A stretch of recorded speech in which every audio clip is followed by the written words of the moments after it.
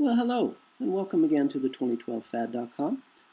I will be your host for this evening, and my name is Charlie Bluehawk.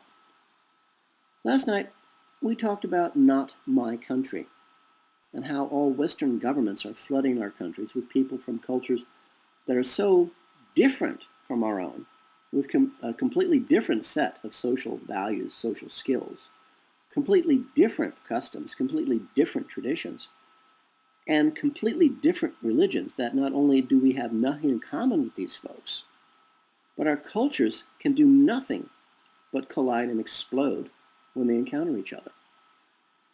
And we would ask ourselves, why would our own governments do this to us? Civil war, more specifically, race war. Any excuse for us to call for help, to call on our masters to bring in their foreign armies, their foreign troops, their private armies, the New World Order. We will all be lost, alone, helpless, in total chaos, and we will, they hope, we will cry and beg and scream for their help, for relief, and then our merciful masters will come to our rescue. And all we have to do is give up everything that we are. Give up all of our rights, all of our liberties, all of our beliefs. Give up everything we have, and we'll be safe. Safe from the wars that the masters actually created, because we were stupid enough to believe it. Tonight, I thought we would chat about never use magic. Now, it's an ancient teaching that even though you might have been taught how to use magic, you never should. Why?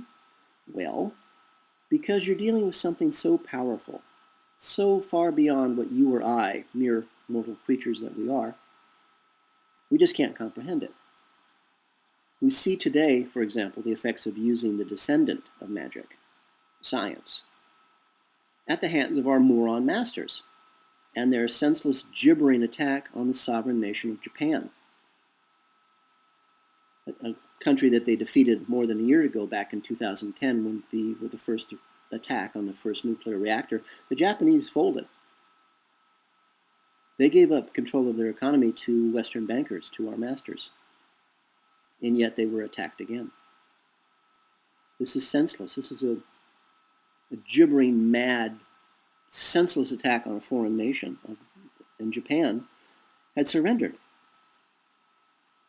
We're seeing the effects of how the out-of-control HARP weapon effects are now, after the earthquake they caused in Japan, the effect is escalating, and it's spreading around the Pacific Rim of Fire. Sorry, this makes me mad, so I have to stop and think for a second. It's criminally stupid beyond anything imaginable. Magic is the same. The best way to explain this is, let's say, by example. Let's say you know magic. Let's say you're standing in New York City, in Manhattan, and you are able, with your bippity-boppity-boo, you're able to change a stoplight from red to green and leave it that way. So now you've just thrown one stoplight out of sync with all the other stoplights in Manhattan. Can you see the effect? Well, standing there on the corner, you can see what the effect is on the traffic on that corner. But what about the effect on the rest of the city? You can't see it because you're on the ground on the corner and you're surrounded by really tall buildings, so you need to get higher. You find the tallest building you can and you look down. Now you can see the effect that your magic, your little spell, had on that one stoplight and how it's affecting all the streets locally to that stoplight, now that all the lights are out of sync and the traffic is backing up. Okay, but you still can't see the entire effect. You got to get higher. Rent a plane, little one-engine propeller plane, and now you're flying several thousand feet above New York City. And now you can see the effect of your magic on parts of the city. But there's still, buildings in the way. They're blocking your complete view. So you have some idea of what's going on, but you can't, again, see everything. Now you get into a commercial jetliner, and it flies you over the city. So now you're at 32,000 feet, and we're assuming that you have really excellent eyesight because, after all, you're a witch. And now you can see what your one little traffic light changing color out of order is doing to all of New York.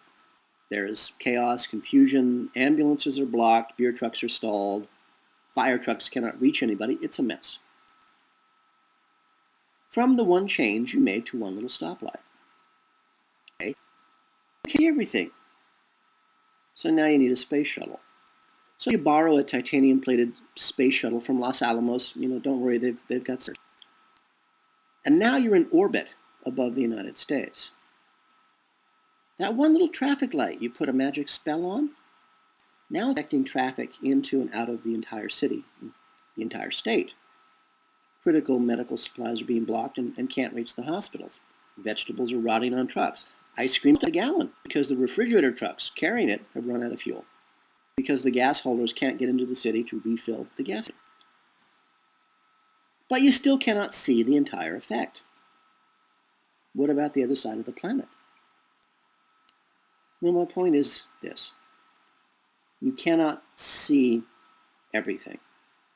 And therefore you have no way of knowing what one little piece of magic will really do. Just like using the harp as a weapon to create an earthquake in Japan, to bring down its government so you, a Western banker, can take control. You burn whales with your harp weapon. Whales that just happen to get in the way. Now those whales, they've been cooked by the energy wave, the burst of energy, and it's microwave energy. Now these now beach themselves and die rather than drown because they've been cooked straight through. And those medical supplies that never reached New York, your dog just died. She was hit by a car that was trying to get around the traffic jam, and she had to be carried to the hospital. Why? Because the ambulances were blocked. And when she got to the hospital, she had a brain hemorrhage because she ran out of the drugs that would normally have stopped the blood clotting. And the rest of the planet, well, people didn't make their flights. Jobs were never finished, contracts were never made, shipments never arrived. People died. So never use magic. You don't know enough. You can't see enough. You are not God. For all of us here at the 2012fad.com, this is Charlie Bluehawk, wishing you a really good day and reminding you, please, keep at least one good thought. The 2012 Fad is brought to you by Coffee and Blood, Love Letters Between the Dead, a series of 5 erotica horror novels about a fallen angel finding his way back to regain his own soul, and how the CIA war against the human race, their black magic, captures and traps him in the body of a mind-controlled slave designed to hunt down and to kill their god, their Satan.